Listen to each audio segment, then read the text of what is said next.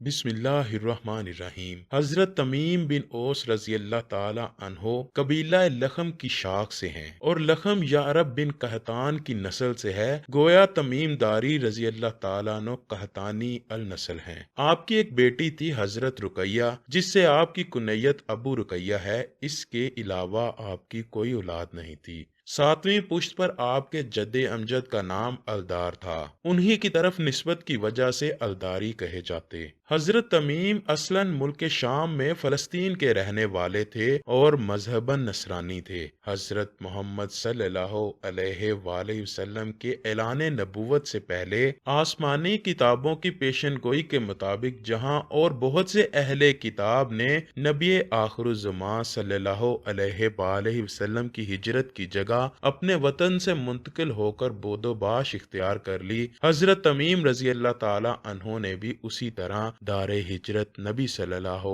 अलैहि वसल्लम के बशिंदा हो चुके थे। मगर तजारत की गर्ज से मुल्क शाम का सफर होता रहता था। चनाचे 9 हिजरी में एक वफद की सूरत में आप और आपके भाई नईम दोनों अपने खानदान की एक जमात के साथ हाजिर खिदमत हुए और मुशर्रफ बा इस्लाम हुए और हजूर सल्लल्लाहु अलैहि वसल्लम के साथ आखिरी मशहूर गज़वा तबूक में शामिल रहे। हजरत अकरमा रजी अल्लाह ताला अन्हो फरमाते हैं कि हजरत तमीम रजी अल्लाह ताला अन्हो जब इस्लाम लाए तो कहा, या रसूल अल्लाह, यकीनन अल्लाह ताला आपको पूरी जमीन पर गालिब करेगा, तो मुझे मेरी बस्ती इनायत फरमाइएगा। हजूर सल्लल्लाहु अलैहि वसल्लम ने फरमाया, ठीक है, और उसकी सनद दस्तावेजात लिख कर दे दी। चनाचे हजरत तमीम वो दस्तावेजात लेकर हजरत उमर रजी अल्लाह ताला अन्हो के पास आए और हजरत उमर ने फरमाया, मैं खुद इसका शाहिद हूँ। फिर उसे नाफिज किया, यानी वो जमीन का टुकड़ा उनके हवाले कर दिया। हजरत लीस ताबी फरमाते हैं कि हजूर सल्लल्लाहु अलैहि वसल्लम ने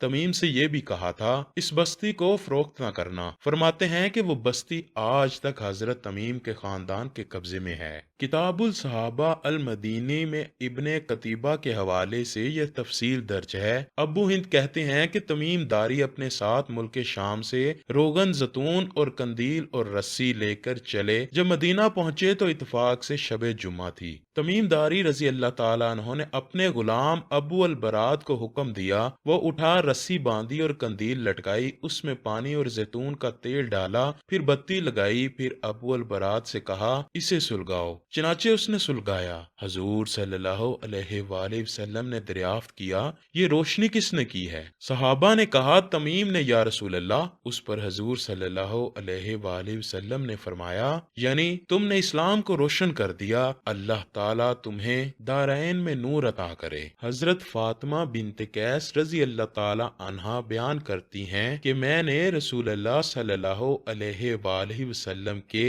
मनादी को सुना। वो ऐलान कर रहा था, अस्सलातु जामिया। मैं नमाज के लिए निकली और रसूल अल्लाह सल्लल्लाहु अलैहि वसल्लम के साथ मर्दों के पीछे औरतों की सफ़े अव्वल में ज़ोहर की नमाज अदा की। आप सल्लल्लाहु अलैहि वसल्लम नमाज से फारिग होकर मिंबर पर बैठे, जबकि उस दिन पहले सिवाय जुम्मे के मिंबर पर नहीं चढ़ते थे। आप सल्लल्लाहु अलैहि वसल्लम के चेहरे पर उस वक्त मुस्कुराहट थी। आप सल्लल्लाहु अलैहि वसल्लम ने फरमाया, हर शख्स अपनी अपनी जगह पर बैठा रहे। उसके बाद आपने फरमाया, जानते हो मैंने तुमको क्यों जमा किया? उन्होंने अर्ज किया, नहीं या रसूल अल्लाह। आप सल्लल्लाहु अलैहि वसल्लम ने फरमाया, बाखुदा मैंने तुमको ना तो माल वगैरह की तकसीम के लिए जमा किया, ना किसी जहाद की तैयारी के लिए, बस सिर्फ इस बात के लिए जमा किया है कि तमीम दारी पहले नसरानी था, वो आया और मुसलमान हो गया और मुझसे एक किस्सा बयान किया। मैं उससे खुश हुआ। मैं चाहता हूँ कि तुम लोगों से बयान करूँ, जिससे तुमको मेरे इस बयान की तस्दीक हो जाएगी जो मैंने कभी दज्जाल के मुतल्लिक तुम्हारे सामने जिक्र किया था। वो कहता है कि एक बड़ी कश्ती में सवार हुआ जिस पर समुद्रों में सफर किया जाता है। उनके साथ कबीला लखम और जजाम के 30 आदमी और थे।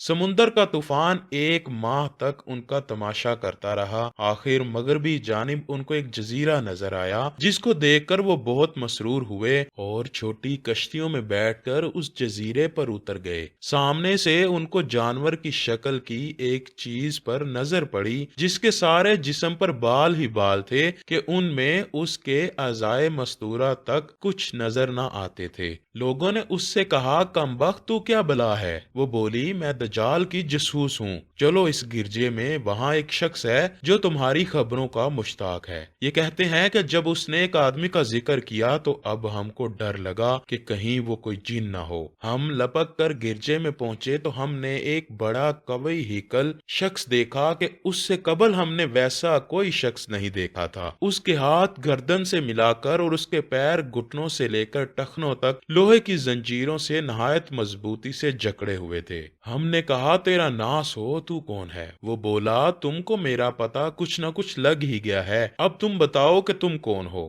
انہوں نے کہا ہم عرب کے باشندے ہیں، ہم ایک بڑی کشتی میں سفر کر رہے تھے، سمندر میں طوفان آیا اور 1 ماہ تک رہا۔ اس کے بعد ہم اس جزیرے میں آئے تو یہاں ہمیں ایک جانور پر نظر پڑی جس کے تمام جسم پر بال ہی بال تھے۔ اس نے کہا کہ میں جاسوس ہوں، چلو اس شخص کی طرف جو اس گرجے میں ہے، اس لیے ہم جلدی جلدی تیرے پاس آ گئے۔ اس نے کہا مجھے یہ بتاؤ کہ بیسان شام میں ایک بستی کا نام ہے، یہ کھجوروں میں پھل آتا ہے یا نہیں؟ ہم نے کہا ہاں آتا ہے۔ اس نے کہا وہ وقت قریب ہے جب اس میں پھل نہ آئے گا۔ پھر اس نے پوچھا اچھا بحیرہ تبریہ کے متعلق بتاؤ، اس میں پانی ہے یا نہیں؟ ہم نے کہا بہت ہے۔ اس نے کہا وہ زمانہ قریب ہے جب اس میں پانی نہ رہے گا۔ پھر اس نے پوچھا زگر شام میں ایک بستی کا نام ہے کہ چشمے کے متعلق بتاؤ، اس میں پانی ہے یا نہیں، اور اس بستی والے اپنے کھیتوں کو اس کا پانی دیتے ہیں یا نہیں؟ ہم نے کہا اس میں بھی پانی بہت ہے اور بستی والے اسی کے پانی سے اپنے کھیتوں کو سیراب کرتے ہیں۔ پھر اس نے کہا اچھا نبی الامیین کا کچھ حال سناؤ۔ ہم نے کہا وہ مکہ سے ہجرت کر کے مدینہ تشریف لے آئے ہیں۔